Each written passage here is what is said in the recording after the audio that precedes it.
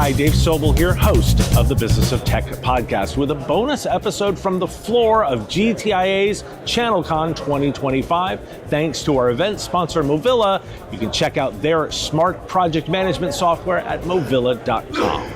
I'm joined today by Nett Lynch. She is a cybersecurity leader and strategic VCIO advisor with over 25 years of experience in IT, a former MSP owner turned VCIO and VCISO. She's known for translating complex security frameworks into actionable insights for executive teams. Nett, welcome to the show. Thank you for having me. Now, I'm kind of excited to talk to you because and I want to start with the first off. Give me a little bit of a sense of your thought of the way to translate security frameworks into business outcomes. How do you go through that process? Yeah, I think from the technical perspective, you have to get past getting excited about the tech and the features. Okay. Clients don't care about that. They care about business goals, overcoming business obstacles, and finding those business outcomes that are beneficial to their organization. In order to do that, you need to understand how that business works inside and out. You need to understand how money moves through the organization. You need to understand where there's inefficiency and friction. You need to understand what growth that company wants to do over a certain period of time. Those are business conversations, right? When you're talking about security and frameworks, it goes over their head. They don't care. It's not prioritized unless if it's required for them to continue doing business or, working with specific clients, something like that. Then that's also a business part of the business conversation. But if we just go in and talking about frameworks and, this compliance and whatever and security and all these great tools I have, clients don't care. You need to speak their language. So I'm on board 100% when it comes to projects like implementing a record system or document workflow, or it's very easy to say like, hey, I'm going to translate, we're going to do an e-commerce project and you're going to sell 20% more. That's really easy. Security, though, is really difficult. Make that a little bit more tangible. What does it mean to actually translate a security investment into a business outcome? Sure. So many times, because of where we come from and we are technical, we think of the technical benefits of putting in a certain solution. But there are also many security benefits for putting in that same solution, and there are business benefits for putting in that same solution. So that's what you focus on.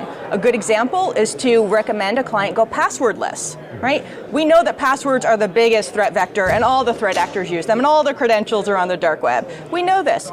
But if you lead with that, you're leading with fear, right? Clients don't respond well to fear. So change the conversation, right? Going passwordless, it's more efficient for the users. They don't have to remember passwords. That reduces friction, right? They have to log in fewer times, especially if you combine it with SSO. So you have business benefits. You're gaining efficiency. You're reducing friction. You're reducing your exposure. You're raising that security posture, which are the security benefits. So it's a way to talk about that same solution from a business perspective. Now, I like the direction and I'm on board with this, but the problem I've always had with security is that oftentimes, unlike those ones where I invest, say I buy an e-commerce system and I'm going to drive more revenue. Ultimately, most security experts will fall back on, well, this is risk management. I can reduce, I can't promise. And I can oversimplify that by saying, I can give a security person an infinite pile of money and they still won't ever actually secure me. They will reduce my risk. Exactly. So how do you do a job of measuring where the limit is for that customer, particularly knowing it's going to be different for different customers? So that's a risk tolerance conversation. So you have to make sure, one, you're talking to the right people, right? You have to be talking to senior leadership, the decision makers, because they're the people who understand the risk that if the business is not able to do business, what the loss is. And what the loss is if they have to close their doors because of a major incident. So you start with an assessment and you review the entire organization, the tech and the business practices, and from there you find where the risk is. And then it's a conversation with your counterparts of what risk they're willing to accept, what risk they want to mitigate, what risk they want to put off, what risk they want to transfer, et cetera. So it's having that conversation like, yes, it'd be great to do everything to every organization on day one, but nobody has the budget to do that.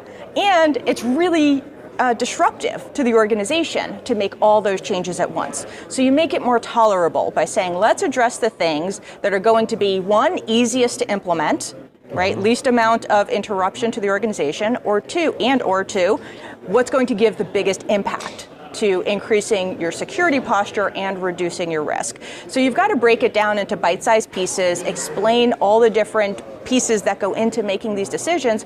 We can't make the decision, we can advise the client to make the decision, and that's a big distinction.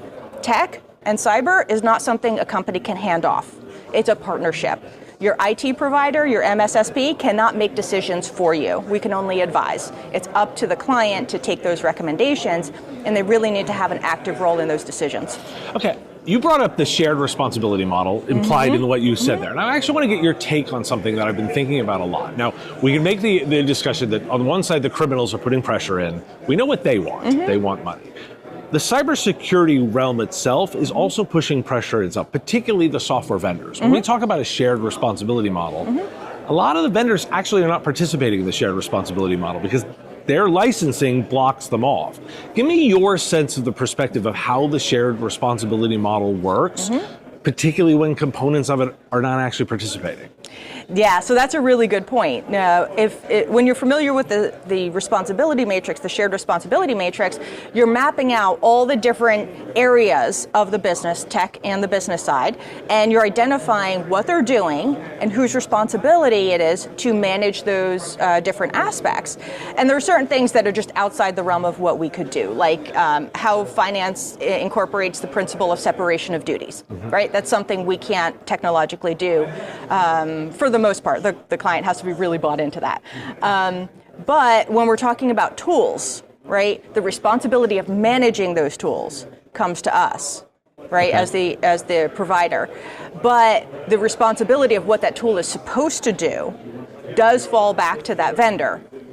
Okay. So if they say, we're going to provide email filtering, for example, they need to be able to provide email filtering. But like you said, you can never make risk zero. You can never be 100% secure. It just does not exist. And that's part of that conversation is everything in your shared responsibility matrix is best effort. Nothing can be guaranteed. And it's important to have those conversations. And when you're talking about shared responsibility matrix, you're also identifying the gaps. Because there are going to be things, especially when you start this conversation with a client, that have not yet been addressed, simply because they haven't had the budget, they haven't been mature enough, they don't have their foundations in place yet, so you're not going to talk about the higher level stuff.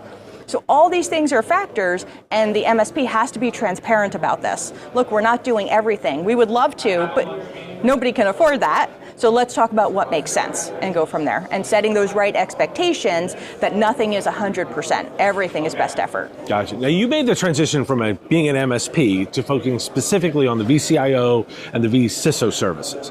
Talk to me about what the biggest learning was from that transition for you. So let me back up a little bit and tell you why. Okay. So I started my career 30 years ago as an engineer, as a technician, as a systems administrator. And about 20 years ago, I opened an MSP. And that's when I realized how much I loved the business side of IT, is helping business owners identify all of those business needs and aligning my recommendations to them. That started dovetailing into VCIO, which is advising on tech. And eventually I transitioned into vCISO, and now I'm a CISO. But that's 20 years of thinking about how to talk to clients, how to give more value to clients, how to create standards, how to create process, all of these things in a way that clients will understand and consume the message I'm trying to give them. So the biggest learning curve was when I started that MSP. Okay. And it wasn't just, oh, you should do this thing. I don't want to. But you should. It's important, right? And there's all these great tech reasons you should do this thing, right? I was speaking the wrong language. So for me, I knew I needed to learn business more. I knew how to run my MSP, but there's so much more to business than what we see as an MSP owner. So I needed to know business inside and out. So I ended up getting an MBA so that I could kind of marry the two together. And through that process, I learned so much more that I could talk at a different level with any business owner because I had that frame of reference. And I learned their language. That's the main key, is learning the language of the client. And it's really awkward for tech people who start out, fixing computers, and they open a an MSP because they love doing it, but now it's really a shift. You have to do your sales and your marketing, but now you have to learn this whole other language. And different organizations participate in different parts of the business world. So that was the big shift for me. It was understanding that talking business was way more important than the cool stuff. Gotcha. So the big transition was the beginning bit, but also it happened during the MSP as you ramped up on business analyst skills. Yes. Get ready. AI-driven project automation isn't the future. It's here today. Movila offers a fully integrated intelligent platform that combines real-time risk management and remediation, smart scheduling, resource capacity management, and AI-enhanced project coaching. By pulling in data from PSA, CRM, calendars, tickets, and time tracking tools, Movila continuously recalculates schedules, flags delays, identifies overbooked resources, and guides users through fix-it steps with templated and analytics to improve estimates over time.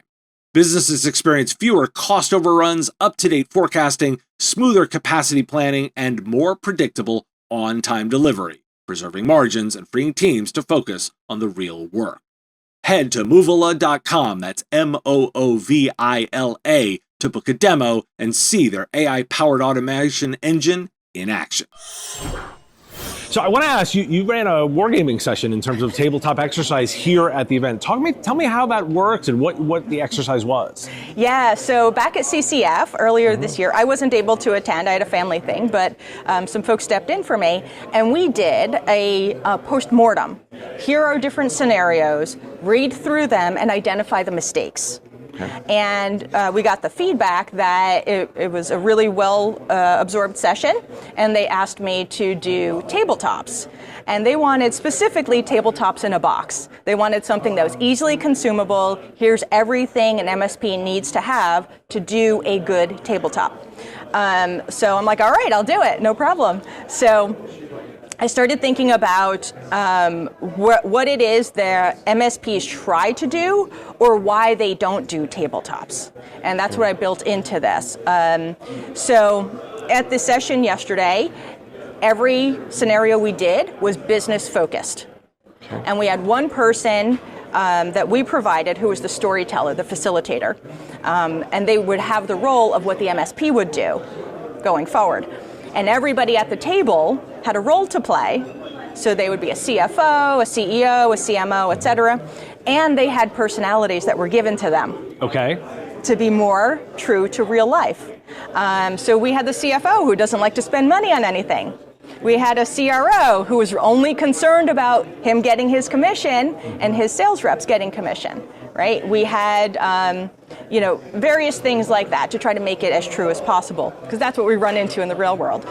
And every scenario was business-based, so it was non-technical on purpose, because your audience, when you're doing a tabletop, are business people. They're not technical, and you need to keep it in that realm. And, there was some talk about whether we should do allocating resources and that kind of stuff. But when you have a real incident, that's not what you have. So I tried to keep it as real as possible, because the point of tabletops is to prepare the participants for when a real scenario happens, they've had that frame of reference of what to do. And so I wanted it to be less game-like and more realistic. So in conjunction with that, I created this little book. Okay. Which just dropped this week on GTIA's website, and there are 10 different scenarios in here. It is built for an MSP owner who wants to level up their tabletops or wants to start doing tabletops. So there's instructions, and there's scripts, and there's prompts. So they could easily pick this up and start doing tabletops. Now, is the vision for the way these are best done, is this an internal exercise for the MSP for prep? Is this something that you do with customers? Do you include it with a service? Walk me through how you implement this in the field. So this is designed to be done live with clients. Okay. So ideally, depending on the client and the needs, they should be doing 1 to 4 tabletops a year. Okay. We have so many different scenarios that are not ransomware that clients need to be aware of. So doing it with the client opens their eyes to, wait, we have a little bit of defense, but as the scenario keeps going, they start realizing we don't have anything protecting this area. We don't have anything to address this situation. And that's the point of the tabletop, It's either to reaffirm you're doing things well, or to identify where those gaps are so that they can be addressed. And then once they get to that the end point where they realize, like, from these takeaways, these are things that we need to address, then as the MSP, put them on your technology roadmap, get them planned out, and address them. Now, how do you bundle this up? Because I can see that you could go a couple of different ways. You could embed it in the service, you could sell it as a separate item, you could include it just as part of a quarterly business review. How do you generally advise to bundle that for your customer?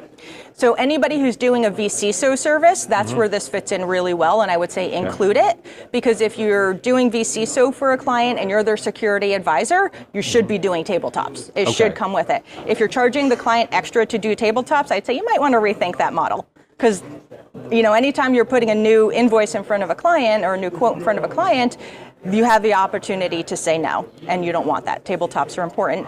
So I would say include it in your VCIO service. At the very least, have it as a standalone offering, just like you would for creating an incident response plan. That's a great opportunity to bring in tabletops at the same time and bundle those together. Now, there's been a ton of conversation about the VCIO service lately. Give me a sense of your perspective on where we're going over, say, the next 12 to 18 months with that offering. Do you expect it to change a lot? Are there something you're looking for, a new trend? What do you see coming? So I don't want to be a Debbie Downer, but I'm going to be realistic. Yeah. So where we are with VCIO today is where we were with VCIO about 10 years ago. Okay. And when VCIO first came out, it was like the trusted advisor, you're doing technology roadmaps and budgets, this is great. So many organizations turned it into a sales position. They started commissioning those VCIOs. They ended up with quotas, you're tracking that. I mean, of course you need to be able to track the income that's coming from this type of service because it has to be profitable. But if you have a VCIO who's commissioned, the client will be able to tell that they're pushing something because there's a benefit to them. I think VCIO is going to end up going down that path as well. Okay. Just because it's an easy way for an organization like an MSP to gain additional revenue by making that more of a sales position. So I think the VCIO position is going to have to go through a significant change in the coming years in order to not do that. I think we need some sort of certification around it. We need some kind of standard for people to say that they're a VCIO, that they're skilled in compliance and in security, and they're have some sort of a credential to say that they can advise well, and that'll separate people who are trying to sell versus people who are trying to advise. Now, I'm on board, but this industry has resisted professionalization in all kinds of ways. How would you see that playing out? I'm not sure. Because exactly that, we don't want regulations, right? We don't want standards to have people have certain titles, right? We're very much against that, and for the industry, that gives us a lot of flexibility, right? The average MSP in the U.S. is 10 employees, right? Sure, yeah. It can be very burdensome to have to give all of your staff certain training and certifications in order for them to wear a certain title. So there's more flexibility not having that. And that's why we're so resistant to it, because the majority of MSPs are that 10-person MSP, and it inhibits their growth. So the counter argument to that would be doctors or lawyers or CPAs and accountants who, by the way, have gone through it, certification, have those exact scenarios with, say, a 10-person office, and last I checked, charge very well for their time. I'm going to push a little bit. You use the word we a lot there. Where do you stand on the professionalization spectrum on the way you think about it? So I have seen far too many people hang a shingle, say, I'm an MSP, and not have any of the skills or knowledge or experience to really add value to the client. I'm for professionalization because we are professionals, right? People have been doing this a long time. We have lots of skills. We know what we're doing, but we need to raise the bar. If you're going to hang a shingle and you're going to say you're an MSP or an MSSP, there's got to be something behind it to add that value, because clients don't know the difference. This is not their field. They're going on a recommendation, or they're searching on Google, or now they're asking their chatbot. MSP, or IT services provider in my area. They don't know how to vet it. these companies. So I think as an industry, we should have some sort of professionalization happening. Well, you and I are simpatico on that. I always quip that the guy who cuts my hair has more licensing than the guy protecting data. That seems like a problem. So the last sort of thing, like, is there one particular trend that you're keeping an eye on right now that you think is going to be the most impactful over the next 6 months? I hate to say it because everybody's saying it. It's AI. So why AI? AI right now is ubiquitous. Okay. Every industry is being impacted by AI, and it's mostly the initial thrill of AI. So we're not sure yet how it's all going to play out. We haven't seen the downside really yet. And so I say I'm watching it, but it's not really with excitement. It's really a little bit of hesitation because, with tools like this, things can go sideways very quickly. And it can be very damaging to the people who are trusting AI with their data. So I think that's going to be impactful because over the next 12, 18 months, maybe 24 months, we're going to see more of that maturity happening. So we're going to see the organizations that aren't quite as good as they're saying that they are, maybe fall off the radar or combining. Smaller organizations combining with bigger organizations and utilizing the tools in a more strategic kind of a way, with more structure, with more process. Well, Nett, this has been fantastic. Thanks for joining me today. Thank you for having me. And thanks to the team at Movilla for sponsoring our event coverage for this event. And I look forward to talking to you on the next bonus episode. The Business of Tech is written and produced by me, Dave Sobel, under ethics guidelines posted at businessof.tech. If you've enjoyed the show, make sure you've subscribed or followed on your favorite platform. It's free and helps directly. Give us a review, too. If you want to support the show, visit patreon.com/MSPradio, and you'll get access to content early. Or buy our Why Do We Care merch at businessof.tech. Have a question you want answered? We take listener questions. Send them in, ideally as a voice memo or video, to question@mspradio.com. I answer listener questions live on our Wednesday live show on YouTube and LinkedIn. If you've got a comment or a thought on a story, put it in the comments if you're on YouTube, or reach out on LinkedIn if you're listening to the podcast. And if you want to advertise on the show, visit mspradio.com/engage. Once again, thanks for listening, and I will talk to you again on our next episode. Part of the MSP Radio Network.